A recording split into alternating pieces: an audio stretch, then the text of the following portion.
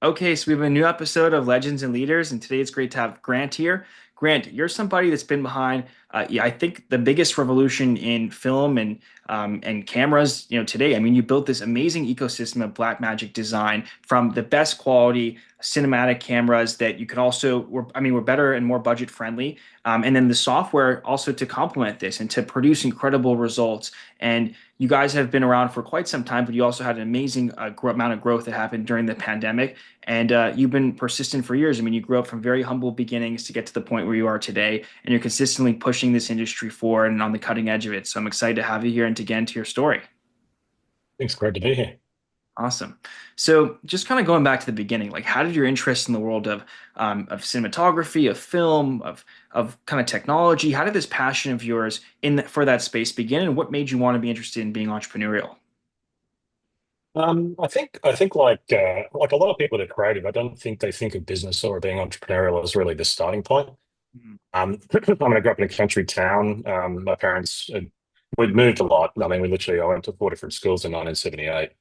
I mean, it was horrific, but I did work experience at the local TV station, and I remember I did it at the radio station and the TV station were next to each other. And I did 1 week at the TV radio station and 1 week at the TV station. I remember seeing looking at little test signals, like one of the engineers was showing me around. And I just remember thinking, this is never going to get boring. We had a TV studio at school, so I'd already been using computers and TV, the TV studio at school, but it was a bit old at that point. But I remember thinking, this is it. This is never going to get boring. And it still isn't boring. I mean, that's the interesting thing. I think what you want to do in your life is something that's not going to get boring. So that's why you can keep sustaining and doing it because it can keep renewing itself. And the thing you're doing is always different.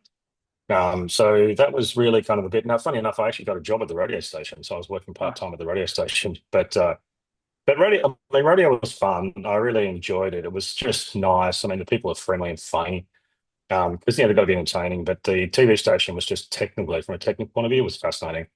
hmm. So then I got a job in post production and then I kind of went from there. But the problem with post production is that I mean, we were lucky. I mean, you've heard some horror stories about some of the entertainment industry, and we never had any problems like that. I always worked for good people, and people are blunt. When they criticised, it was stinging, which is what you need when you're young. You need those blunt, conversations, or not. I mean, occasionally get told off, but with moving the ladder somewhere wrong. But the thing is, you just had this blunt people that were, it was pretty blunt. But the problem with the industry itself is that I assumed it was a creative industry, and it wasn't really. There was creative people in it, but they were frustrated by it was an equipment hire business. I mean, everything was really expensive. So that's where I started thinking about that problem. So initially, it's like, hey, let's use computers. Let's try and bring computers into this. But no one really made any products because when you talk to manufacturers, it was like, oh, well, these people. I mean, literally, I had a manufacturer say to me, these people can afford it. And I'm thinking, well, hang on, I'm one of these people. Like, you don't seem to understand. Like, they kept building things that were ridiculously expensive, and then you realize that the whole stack was kind of wrong.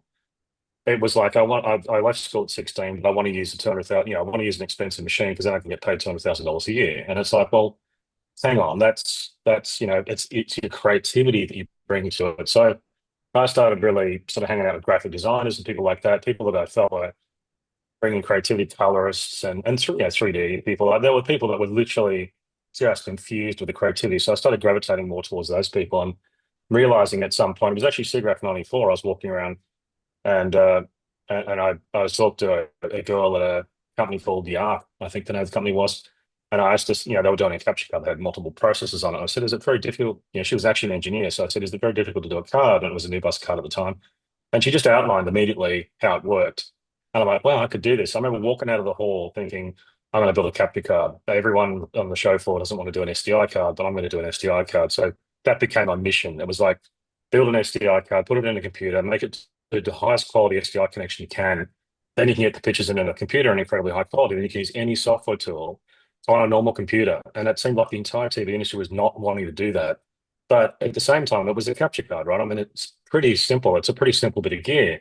So you're not going to charge thousands of dollars for that. Like, that's going to come down in price and it's going to be cheap. So what does that mean? Well, it means I've got to have a whole revolution in manufacturing to be able to produce products at affordable prices. And so I had to, serious amounts of investment in time and money to be able to, it was a two-part thing. It wasn't just let's design products, but it was a whole manufacturing thing. And then, of course, you get good at that and it leads to other things. And of course, it's where we are today.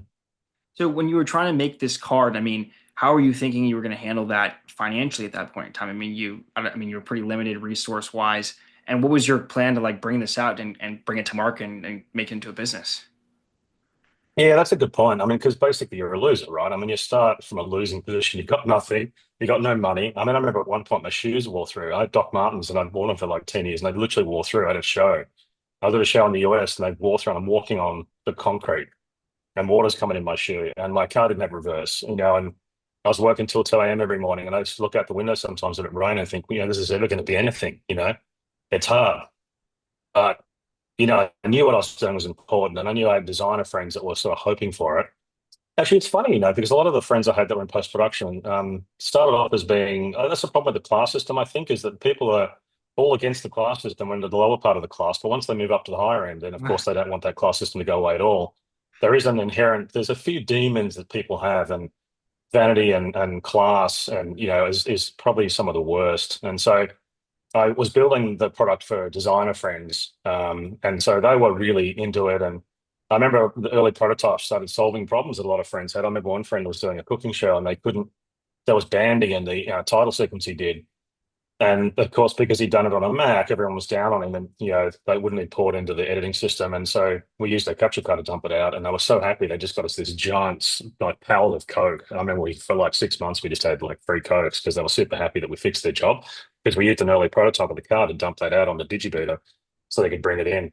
So you start as a loser, and you don't have any reputation. Nobody like believes in you. Like the guy that used to run the post house, I did a deal with a friend of mine that ran a post house or owned a post house, and I previously worked for him, so I was working at the back, and he used me for any technical stuff inside the post house, but I could test my equipment.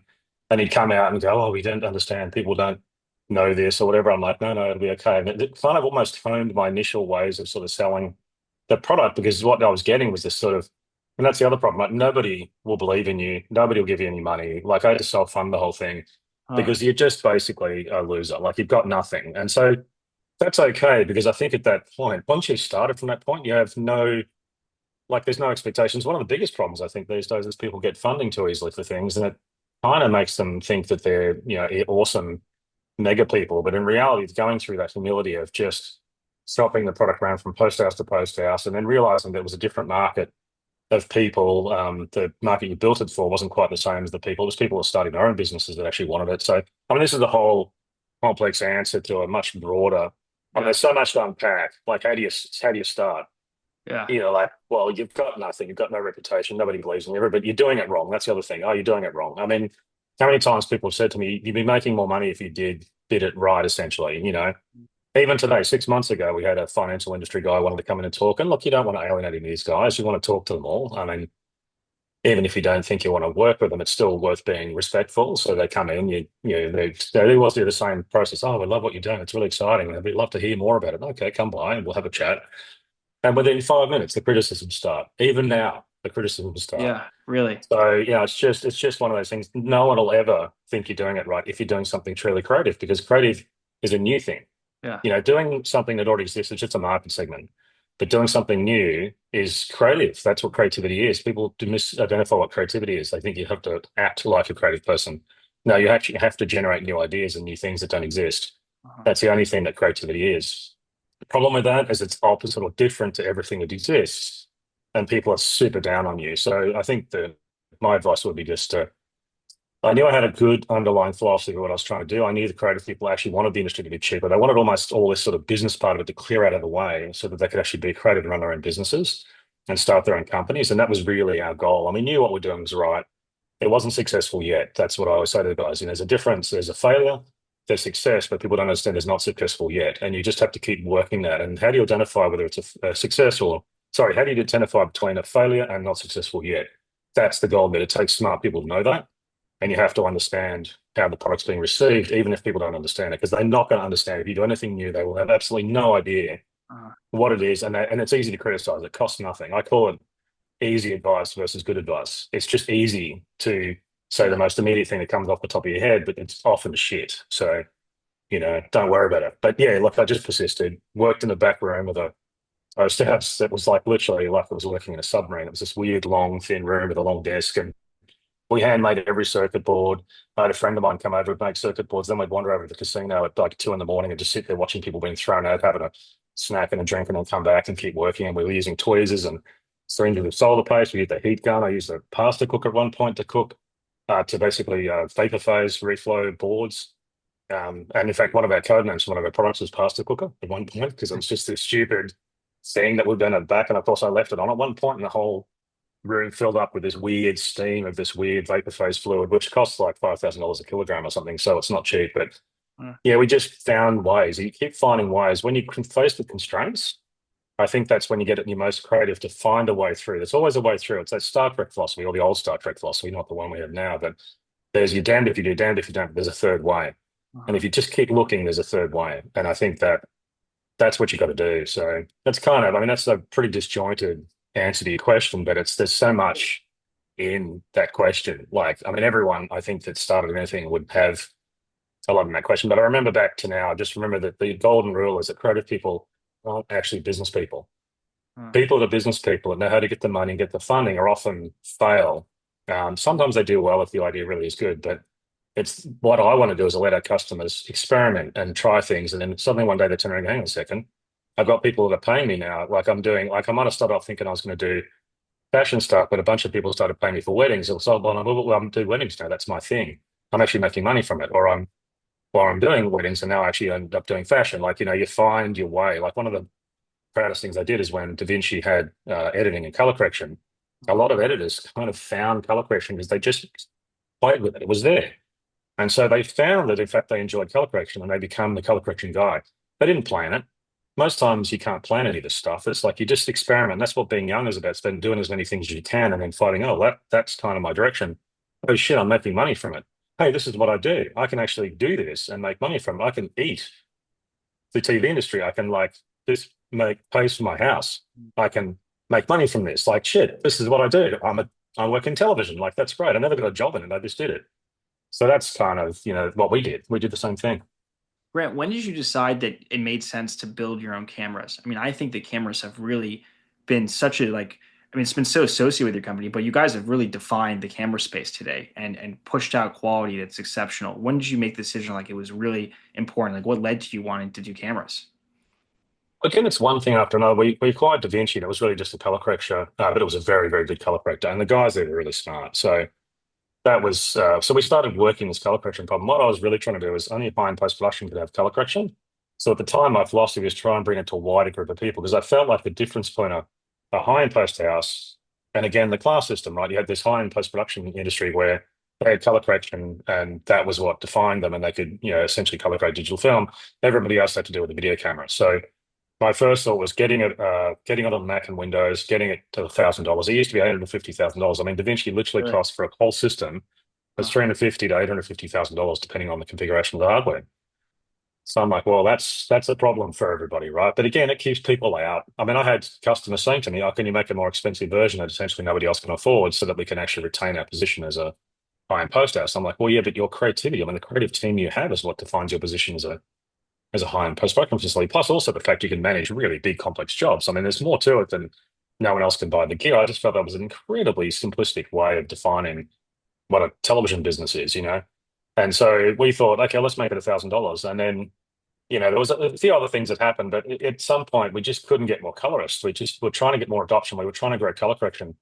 So then we actually literally made it free. Like we made it free, but there was like a $300 version. At the time, the $300 version had the collaborative stuff in it, which large companies needed. Now the collaborative stuff is kind of Blackmagic Cloud. There's still a local app, but there's Blackmagic Cloud. So the free version does all that, but the paid version is really all the AI stuff. It's where the engineering costs are. And also there's a lot of like file formats and things where there's licensing and stuff. So anything that's licensed sort of goes into the paid version. And so even then, it was still we were struggling to get people to do it because the problem is video cameras would clip the blacks and clip the whites part of the images to create what looks like a nice image. What you really want was a film camera image. It looks quite flat and very kind of washed out when you're shooting it, but then you can color correct and pull the colors out. You're essentially capturing a really wide range of brightnesses. It's like going high resolution. You're capturing a really high resolution and a really wide range of brightnesses. And the color correction software in DaVinci is what you do to then color grade that and make it look like a film. And so I realized what we needed was a lot more cameras that shot digital film. It was a unique thing at the time and it was very expensive, you know. And so we asked actually the camera companies because we were talking to them. We said, look, if you guys, could you make a cheaper digital film camera so we could get more colors in? And they just sort of didn't really answer the question or just weren't interested in it. So we're like, I said to the guys, look, maybe we should do this ourselves. Like, what do you think? And of course, they freaked out.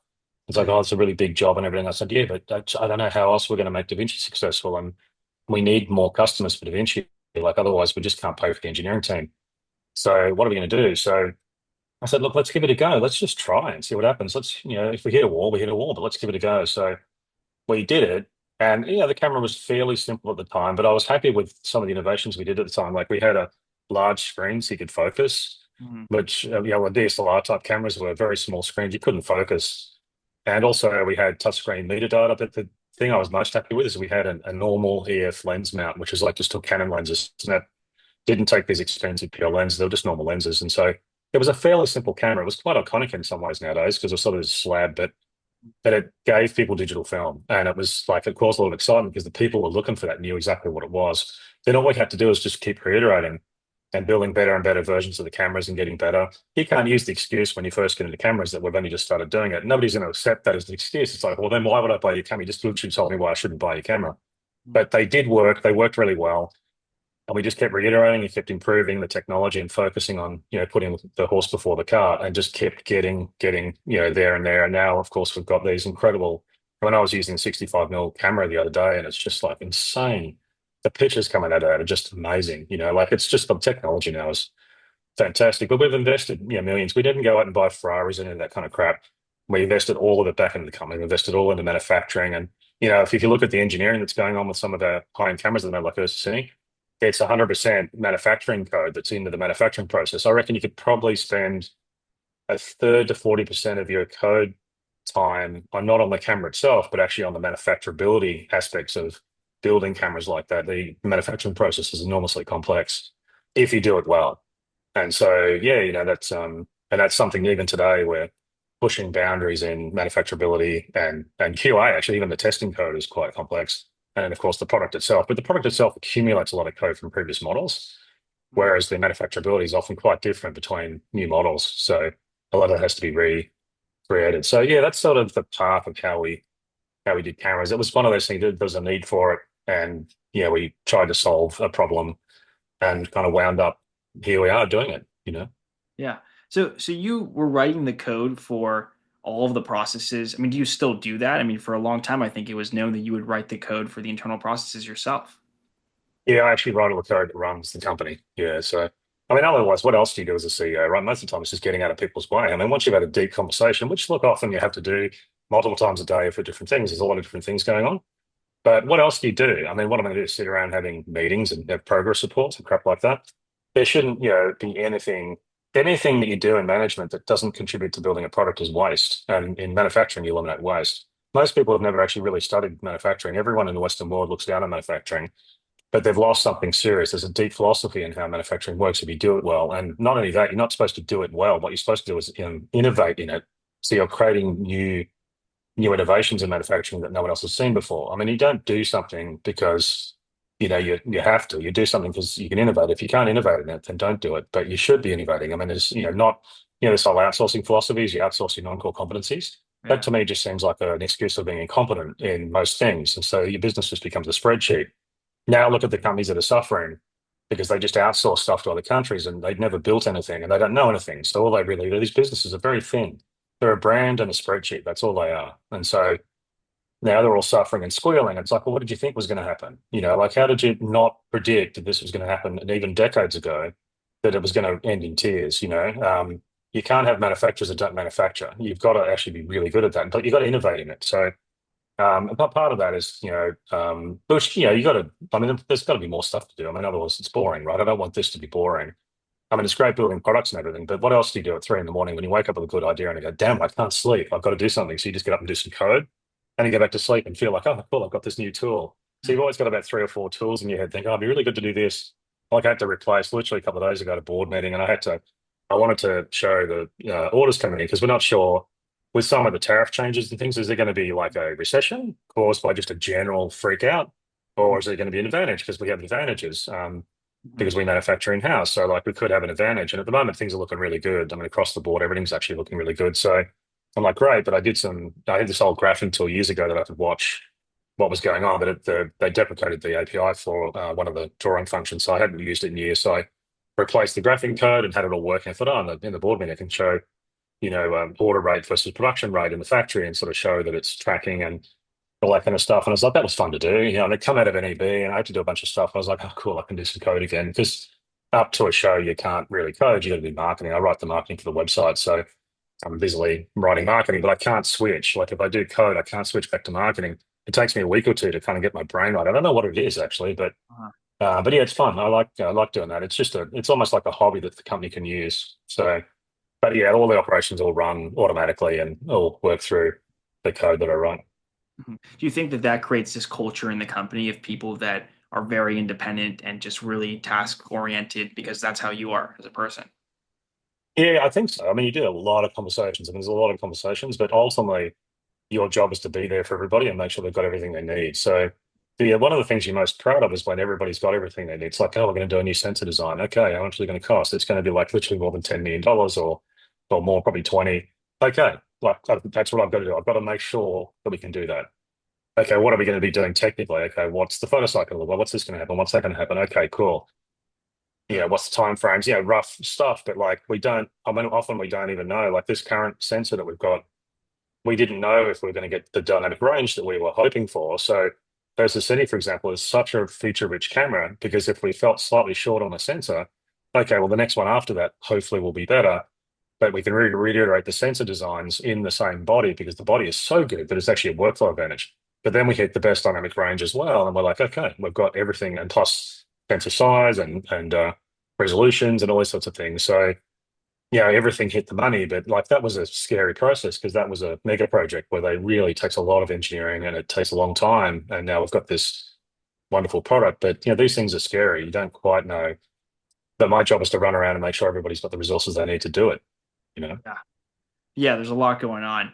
I mean, you Yeah. guys managed COVID, I think, maybe one of the best companies, in the world at managing COVID. I mean, it seemed to be this boom period for you. How did you kind of handle all of that? I mean, it seems like the internal production was a big factor of why you were able to do so well during COVID. Yeah, I mean, I spent every night pretty much working till 2 a.m. rewriting tools. I mean, we had all kinds of shutdowns going on. I mean, at one point, we thought the California warehouse was going to shut down, but they left it open because it was a broadcast. We had broadcasters who wrote some testimonies for us to say to the government, look, we were being supported by those guys. And at the time, you need broadcasters in these sort of times because the government uses broadcasters to, disseminate information. So they can't shut that down. So they can't have failures. So as a part of that broadcast world, we were sort of able to keep that warehouse running. But I was rewriting tools to allow us to ship direct to distributors, to bypass warehouses. Oh, I had to write some new tools to allow us to move products between factories because then Singapore kept getting shut down and we kept getting it reopened. And it turned out, actually, funny enough, that we sell a lot of product to medical OEMs. So we managed to also keep ourselves open because we were supporting the medical industry as well. Because a lot of medical OEMs use us for training, and in times when people can't travel, they all need to mm, do training remotely on new drugs and vaccinations and things like that. So we managed to keep things alive. But all that work we did was pretty much okay. The next problem's this. And I was so glad I never outsourced that code because, of course, everybody was probably dealing with trying to make operational changes. And mhm, if you've got code bases running your operations, you can't make an operational change without changing the code. If I did that myself, I could just say, okay, what's another 2 a.m. day? I'll just stay up and keep working at it. And then I remember, staggering into the house at 2 in the morning, just tired, but I'm thinking, okay, I've got that done. We can now do this the following day. And just trying to keep up with the stuff that was coming at you because it just kept coming at you. But at the same time, you'd look at it and go, well, hang on, the data set that's being managed by all this code will never look like this again. Like, when you've got maxing out on factories and doing other things, you've got this opportunity to work the code now because this thing that's happening is creating effects in the data that you're analyzing to do these processes. So how are you going to reproduce that in the future? You almost can't write the code before these things happen. You have to actually write the code while it's going on. And so a good example was we had problems with parts, like the lead times blew out. We've still actually got excess inventory in certain parts because the lead times blew out to a year, and they've only really come back to 6 months. There's still some issues, but mostly it's solved. Because particularly after you've had 6 months, 12 months, you can kind of react. If the lead time blows out to 12 months, you can kind of react. But I remember at one point we were putting out new products quickly because we couldn't get parts for the old models. So we had to sort of get into the market the new models that we'd already been working on, but just at a low level. We had to rush those to market. But then, of course, you're rushing out all these new models and replacing old models. So then, of course, you're not building new products. You're sort of just replacing old products. So you don't get maybe growth, but the big thing is that the suppliers of parts couldn't tell us when parts were going to come in. So I had to actually then tell them, okay, look, we need August parts. And so I had to do simulations of when parts would run low in time and be able to map out and go, okay, I need August. When I'm going to get parts in August for this part, because I'm going to run out in August, even though it's only January. So I had to start doing a whole lot of analysis tools that I could then push the suppliers and then try and secure parts for different timeframes. And by juggling all that ourselves and basically demanding, okay, well, I need September parts. Okay, you got me August. That's enough to give me, 6 weeks on this part. But when I need parts in September now, where's this September parts? Give me a commitment for September. And you just hammer them and hammer them and hammer them. And we managed to get through 2021, Wow. all the way through and keep manufacturing building parts. Plus, we were spending, we had some parts that were like 60 cents. You couldn't get them and they were like $10 from somewhere. Because a lot of the parts supply problem also was they started selling online because they thought that was the future.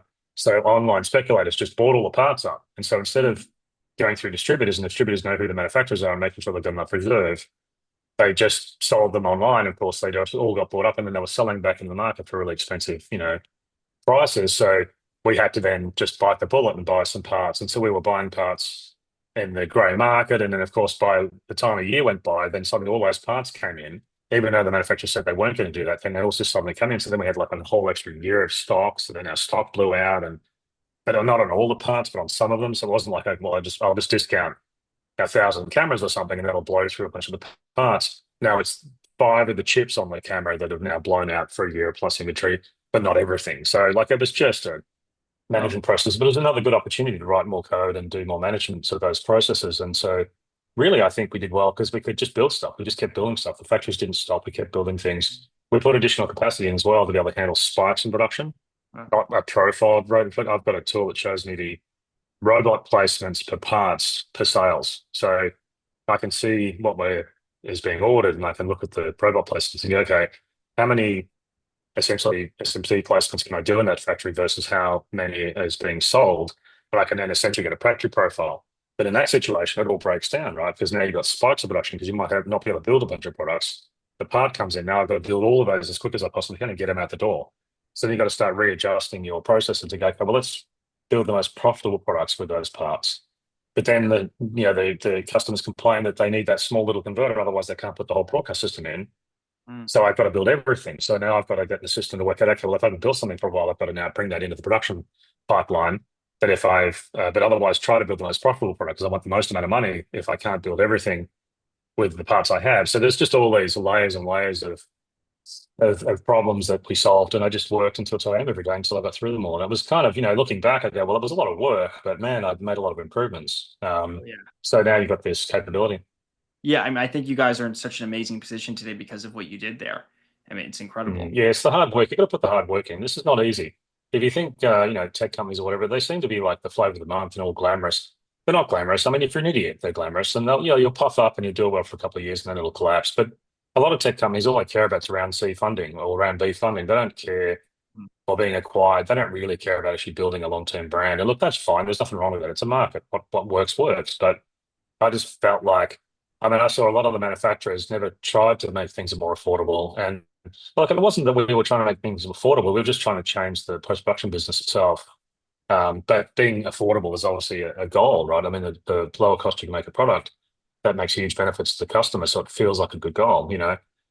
But I think that those companies often they thought a factory was basically destined a soldering iron, and then they boss it just immediately the moment he could buy a Ferrari and just tear us around and go, look at me, I'm rich and I'm running this business. It's like that just felt just as bad as the problem that post production had when they fed off each other. So well, why make the product cheap? Because I want to get paid 200 grand a year. So am I being creative to get paid that? If you're really creative, you could get more than that because you're creative. But I felt like it was like, no, I'm the only guy that knows how to use this thing.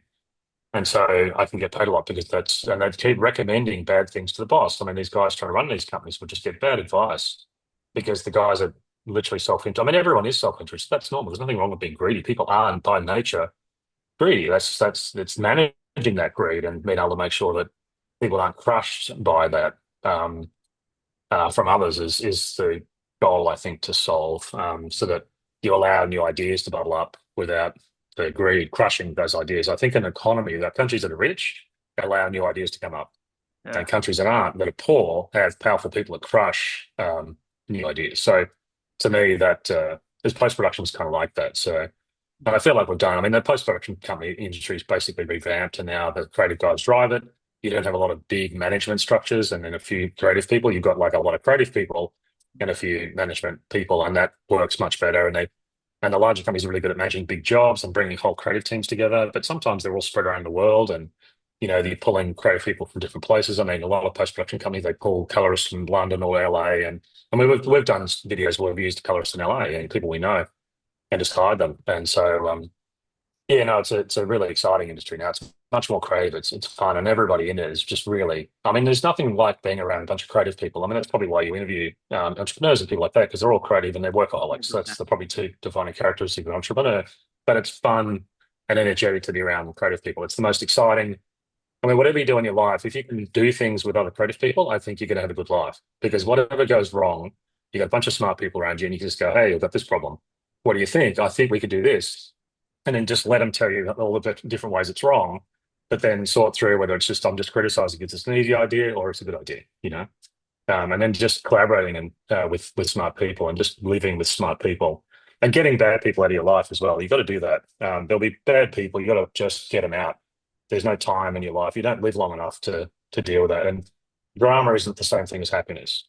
Happiness is doing amazing things and looking back at your life and going, "Wow, man, did we live? Like this is cool." I mean, the biggest thing that came out from the last show we just did, an EB show we did a couple of weeks ago, everyone's just sitting there going, "Oh my God, the show was so good." Like we're all just like, can't believe because we've got so much crap in the holidays. I mean, I was telling the guys, I said, "Do you realize like the first show I ever did, on the last day of the show, a guy comes and goes, oh, so, from a large editing company, oh, so what are you guys going to do when we kill you?" It's like, what? What do you mean? It's like, "Oh, well, we're a much bigger company than you, so we're just going to kill you, right?" And I'm like, shit. And I go back and I start going, "Oh my God, they're going to kill us. They're going to kill us. What are we going to do?" I got to start learning more about marketing. I got to like build a better factory. I got to put production lines. I got to do all this stuff. So I'm ready for it. And then you come back the next year and it's like these companies haven't done anything. And I like saying to our US distributor, I said, "These guys said they were going to kill us last year, but they haven't done anything. They haven't announced anything. Like, but we've got new products. We've done upgraded factories. Like I've made the production process better. I'm ready for it." And it hasn't happened. It's like, what's going on? And he goes, "Oh, no, it's just yanking your chain." I'm like, "What do you mean?" It's like, "Oh, no, there's sales guys from this company just come and give you shit at the end of the show." I'm like, "I didn't know that. Was that a thing?" Like, I'm just a weird engineering guy that like just wants to make products for people. And I didn't realize there's this whole layer of nastiness. I Uh, mean, people would say like the most insane made up stories about us in the early days. And it would seriously poison relationships because, oh, those guys, I've heard about those guys. It's like just bizarre. But what do you got? You got a bunch of people, trying to preserve a class system. It's like, they're established players and they're trying to stop new ideas coming in. So I think that's the trick is, be around people that love new ideas. And I think if you do that, I think you'll have a good life. I totally agree. I think being around creative people is the most exciting life. I mean, there's always new Yeah. ideas coming about. The energy there, you can feel the energy and the difference in that. And and Mm. you'll probably be happier that way, even if you have success or don't have success. Like just being around that makes you happy. Do you think that it's been Yeah. beneficial to be in Australia and to build in Australia? Has the country been a good environment for you to build in? No, I don't think so. I think it's unbelievably hard. I mean, when we do a show in the US, everything's so much easier.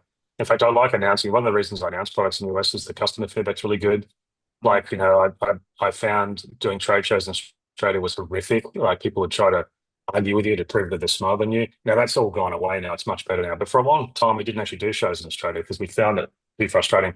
A lot of the industry here is actually government funded, so it tends to fund a preservation of the old order. So if you look at the industry here, the people who are getting government funding are basically still baby boomers. I mean, a lot of them are baby boomers or some Gen X, or like, but all the young guys, it's like, well, the problem. I mean, the problem with socialism, which is essentially what they say is going on in a lot of these sort of countries, is you have to have social connections. The currency is actually social connections. Yeah, when everyone puts the market down, but the good thing about the market is you can just start up and you can participate, and it doesn't matter. I mean, a good example is about hearing the political process about freedom of speech, and everyone's like, I find it amazing no one actually can defend what freedom of speech is. They just, it's like, oh, you don't have freedom of hate speech. And the other side's like, oh, but you should have freedom of speech. It's like, do you know why freedom of speech matters? It's because it doesn't matter how poor you are and how disconnected from Like you got no connections, you got no money, and even no knowledge, but you have an idea and no one can stop it because you can shop the idea around and nobody can stop it. That's what actually freedom of speech is.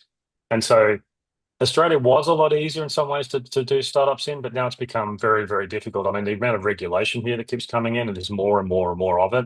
And there's, I think, an expectation that you actually have to have a venture capitalist or someone like that investing in it. And so, and again, if you try to, and of course, because that is quite rigid, if you try to do new things, it's just constant criticism. I mean, I feel like we've got nothing but sharks around us here because Australians get their ideas from overseas. Mm. And if you don't, like, I think Australia and a lot of countries are like this, right? The best idea in the world could come from Indonesia or Australia or Singapore. I mean, I had this idea originally when I lived in Singapore in the early 90s. So I think that countries have to realize that in this sort of connected global world now, you can't just look at an idea from overseas and they be super angry. I don't know why people get violently angry that I'm not outsourcing to China or I'm not doing this or I'm not doing that. It's like, why are they so worked up about this? But there's a hierarchy here, and there's kind of a class system here where you have to do it the right way. And I keep getting told I'm doing it the wrong way, but it's like, yeah, but it's successful. But there's an assumption here, I think, that oh, yeah, but this is how it's done. And you can pretty much just, I mean, I had literally someone the other day going, oh, we should raise the price of Da Vinci. And it's like, well, yeah, but I want to make it affordable for people. Mhm. I don't think that's a good idea. It's like, it's just almost like a demand that, oh, you should just be able to do this. You can flip these things on your customer. And yeah, like everyone from the US always jokes that the customer support here, like the service in shops and stuff, is quite bad. And because everything's become very expensive, and so it's a tough. I think it's a tough place. Look, if you can survive it, and Yeah. there is one advantage. I mean, when the minute you get back at the airport and you get treated like shit here, it pulls your head in. Doesn't matter what kind of show you've had and how successful you've been. You get back to the airport and the guy treats you like crap. You're like, okay, we're back. Pull your head in. Don't get a big head.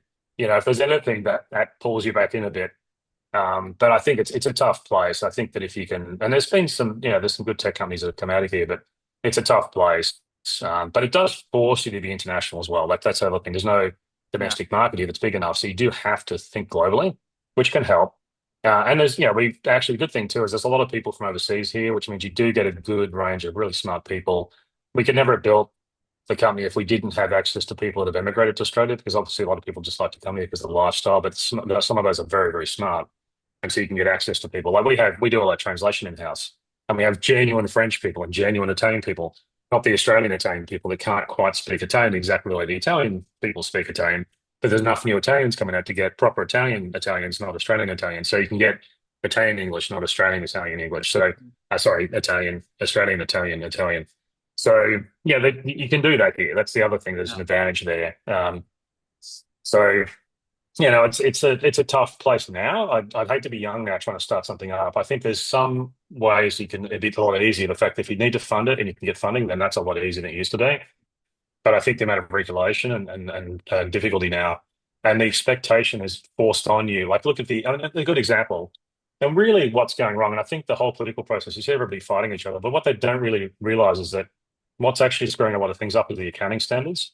The accounting standards are very narrow in how they define. They almost have been designed for retailers. They haven't been designed for manufacturers. And so, well, for anyone managing IP or trying to value IP, and so the difficulty is what the most boring conversation, in fact, the most boring part of this conversation is probably talking about accounting standards, right? Nobody wants to talk about it.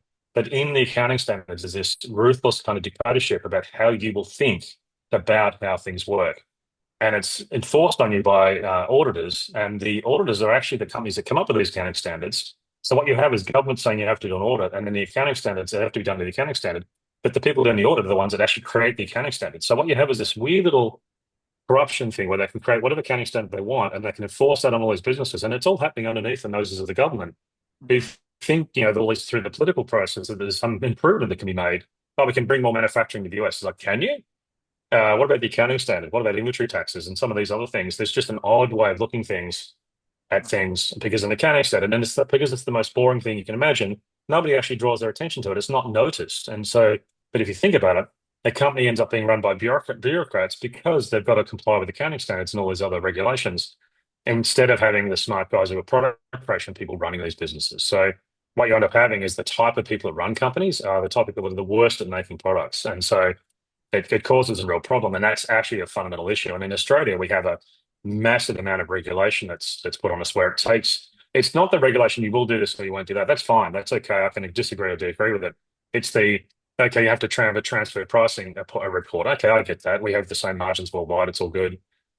but nobody knows how to write it. It's taken more than 10 years and they're still complaining about what's in it. It's like, well, now you have this ongoing thing where nobody really quite knows what it's supposed to be. Every government wants more tax, but they all don't want to get it from each other. So they try to work through you, but you have to have a transfer pricing report, which everybody's still complaining. Like the lawyers, the government, we've been in 5 years of an audit that just keeps going on and on. Mm. It's some kind of, I can't remember the term of it, but these sorts of things just ends up meaning you have more accountants than you do QA people because you've got to try and manage it all. And so that is a long answer to a bit of a rant about how difficult things are.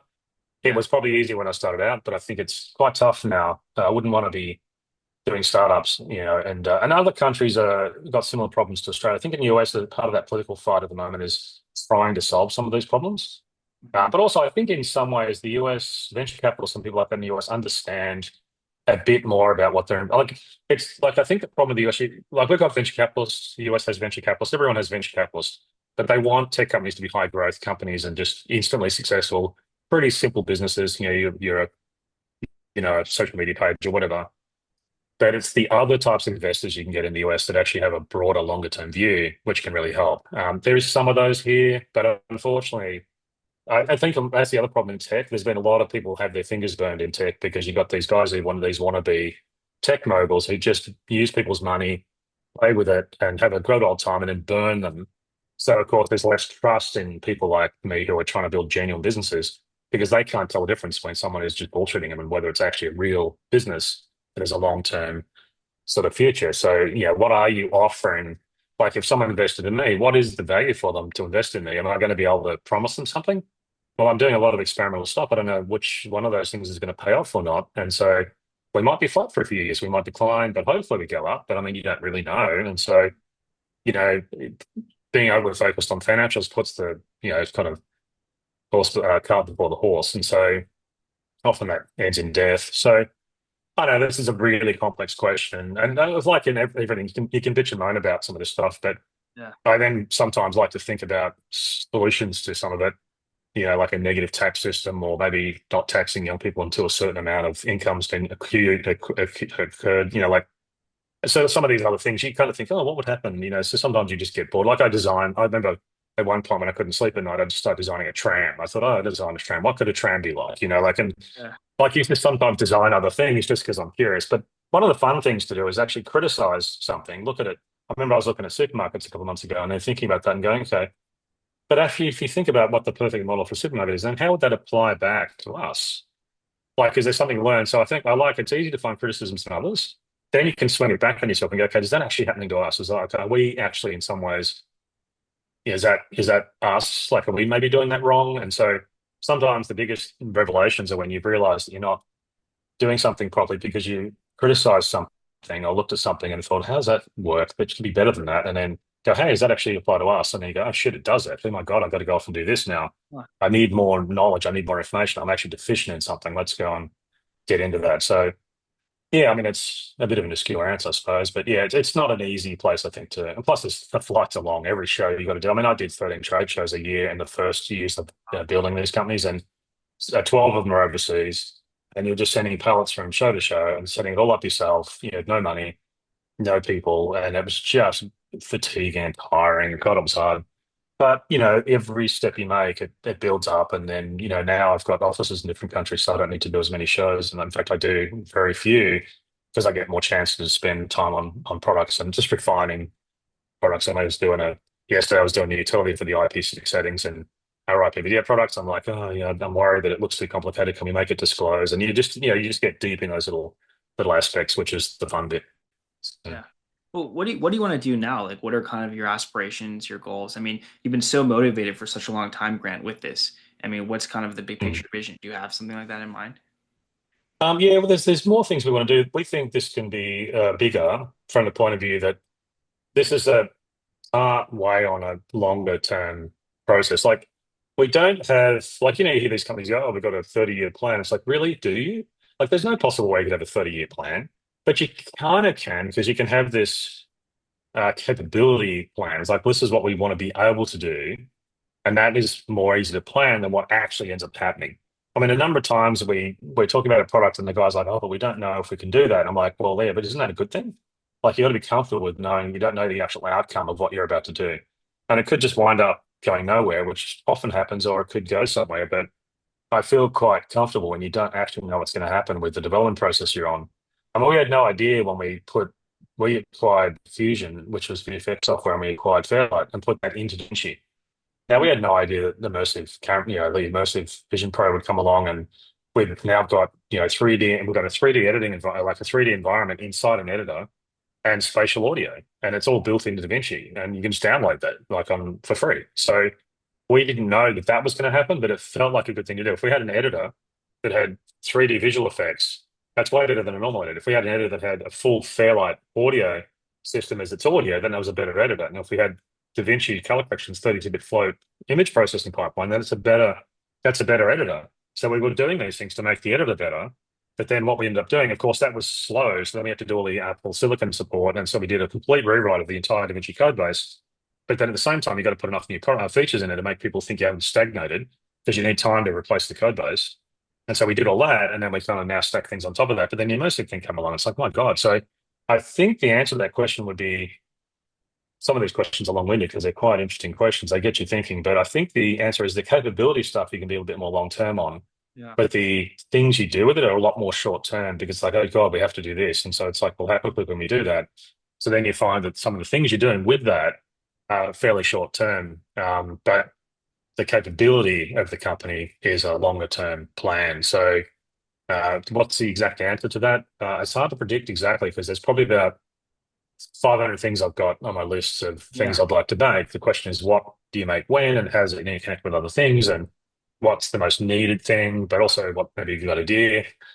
You have conversations with people at shows and start to affect your view on things a bit. You're like, oh, actually, maybe we could do that on this, but it might be worth doing this other thing first because some people are having a problem with this and that would solve it. So you just the things you actually do is short term, but some of the strategic stuff, like some of the capability stuff, is the long term part. Really, I mean, that's what you're doing. If you buy a soldering iron or you buy a photocopier, it's a capability that you have, so you can somewhat plan that capability. I can do scanning and printing now. Okay, good. I need to do that. So like, I have that covered. Okay, what's next? It's just a much more bigger, complex version of that, really. So there's a lot of things we're actually working on. We're actually probably only about halfway through a thing we've been doing, and you can sort of join the dots when you see what we've been doing. Now we just have more to do really on that. So Well, Grant, that was all the questions that I had. I appreciate you taking the time and doing this. I think what you guys have done has been so impressive and so needed for this space. You've essentially democratized the most important tools in an ecosystem way, from editing, color grading to production and shooting. And that's what's needed for the space, to empower these creatives, like you mentioned earlier, to give them the opportunity to build stuff at the highest level. And I think that a lot of what you talked about pricing wise, like those strategies have been so essential to what we've seen come out quality wise today. And I'm just excited to see what you'll do next and what you'll continue to do. So thanks for coming on. cool. Thanks, that's it's great. Thanks for your time. Yeah, thanks for the compliment. But yeah, it's been a lot of fun. It's just I can't believe we're all in the middle of this. I can't believe we're working with and the customers we work with and the staff and the people we have, all the engineers and people. I just can't believe I'm in the middle of it. Like I was saying to someone last night, someone was saying, like I can't believe we're all in the middle of all this. And it's like, yeah, I mean, it's been so hard work. We've got so much crap from everyone, everywhere.